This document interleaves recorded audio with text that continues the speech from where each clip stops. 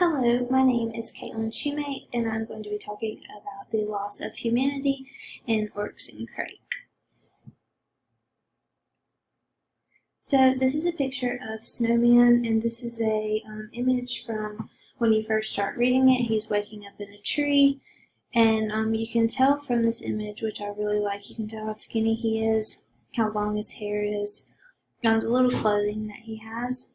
You can see by this image that it does look like he is living in a post-apocalyptic world.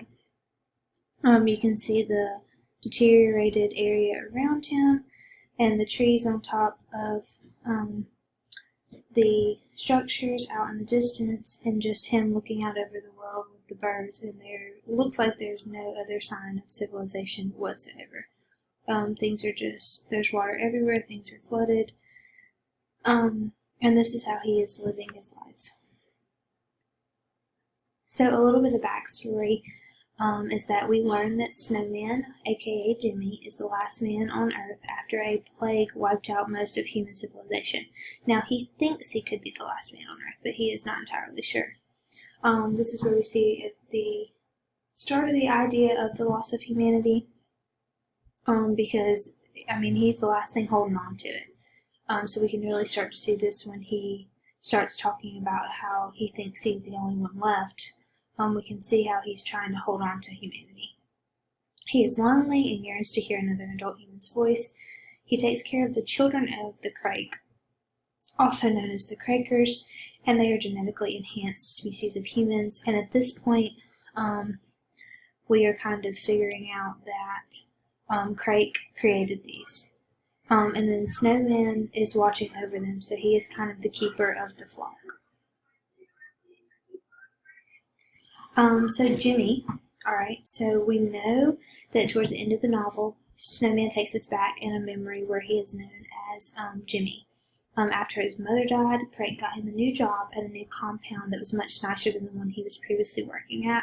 So he was already working somewhere, and Crake kind of swoops in and says, I'm so sorry about your mom. Look, I got you this new job. You can come with me and you can work here, and it'll be nice. When Jimmy asked who paid for the compound, Crake replied, grief in the face of inevitable death. We can start to see Crake's turn here. We suspect that he was the reason behind Jimmy's mother's death. So Crake feels sort of bad about his involvement in Jimmy's mother's death, because we know that Jimmy's mother did die from the most likely being infected.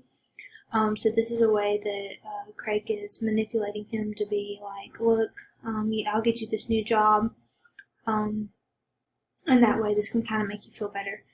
And we also know that Jimmy was given a vaccine so that he couldn't get sick. So you might pronounce this totally differently, but I pronounce it Plus. So what does Plus do? It protected you from STDs. This is what Crake claimed that Plus was supposed to do. Protect you from STDs, unlimited libido, prolonged youth, and it sterilized you, so therefore you could not procreate. These are all things that are a part of the human life, and he changed them by creating this pill to alter these things. So this is a part of losing the humanity too. So part of humanity is growing up.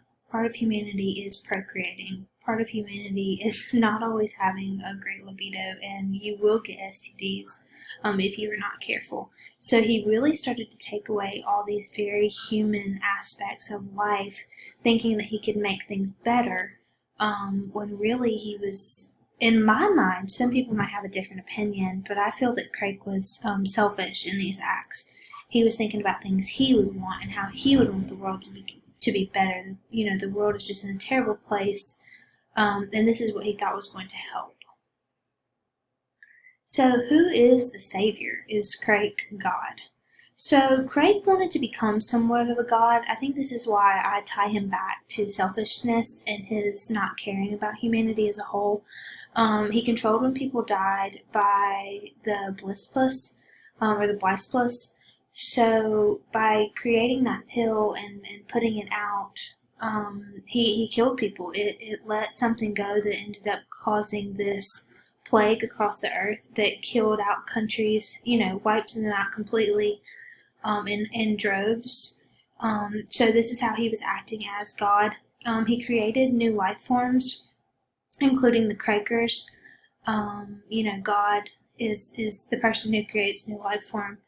And Crake wanted to do that. The way he swept in for Jimmy to help him during his difficult times. So what we talked about Crake coming in after Jimmy's mother died, aka Snowman, and just saying like, oh well, here's a new job. So sorry about your mom. That's how he kind of swept in and was trying to be a savior there. He created paradise for his employees, so he was creating a place for them to get away from their troubles, giving them a safe place, somewhere they could work and feel happy and have nice things. And then he wanted to get rid of the fear of death as a form of immortality. So not getting rid of death at all, but he felt that getting rid of the fear of death is what could be a form of immortality, which is him also trying to be like a god. So why Oryx? So we know by this point that Oryx is a woman who Jimmy and Crake saw on a pornographic child website, Jimmy became like obsessed with trying to help her, and that was just his character, like helping people. And I think that's why he goes on to take care of the Crakers the way he does, because he does feel like he should fix people, and he feels like he can help people in any kind of way, because that's just his personality. And so at the end of the novel, or near the end of the novel, Crake decided to kill Oryx to keep her for himself. That way Jimmy could not have her. This is another way, I think, of Crake taking away more of people's humanity and being selfish, is that Jimmy was having a relationship with Oryx as well as Crake. And Crake decided if he couldn't have her, Jimmy couldn't have her. So Crake wanted to control these people's lives. He wanted to act as a god, and he wanted to take her life away, forcing Jimmy to kill Crake as well. So that stripped away a bit of Jimmy's humanity, because Jimmy is not the kind of person that wants to kill people. He's the kind of person that wants to help people. So Crake took some of his humanity by forcing his hand to force him to kill him, because he knew if he killed Oryx that he would kill him. So Snowman's inner torture. Snowman was struggling internally with everything he had been through. His humanity was slowly leaving his body, and after the death of Oryx and Crake, he felt as if he had nothing. So this left him to live alone and watch the rest of the pandemic unfold around him. And we can actually, I hate that we can, but we can relate this to the pandemic that we had. We all sat at home during COVID, and we watched this happen on TV. We watched people sick. We watched the trucks get loaded with bodies. We watched cities being just completely just stranded and deserted looking. And that's the same thing Snowman felt, and his humanity and his sanity was just being stripped away from him little by little. And that was really hard for him, and that was an inner struggle that he did have to deal with. And then another thing that I like to think about is at the end of the novel, he runs across these humans and these other people, and we don't know what he does. We don't know if he kills them. We don't know if he doesn't kill them.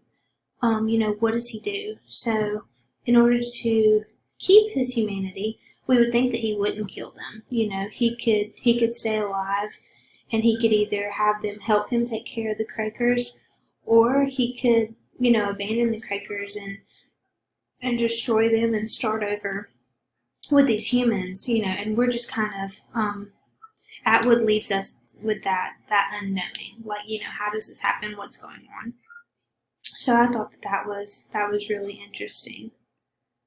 And then this is just a cover of the book itself. But as far as the loss of humanity throughout this book, and throughout the second half, where we really focus on what Snowman is having to go through, and what he's been going through, and him losing Oryx and Crake at the same time, even though it was forced, you can tell that humanity has been stripped from not just him, but everyone around him. So thank you so much for listening to this, and I hope you have a great day.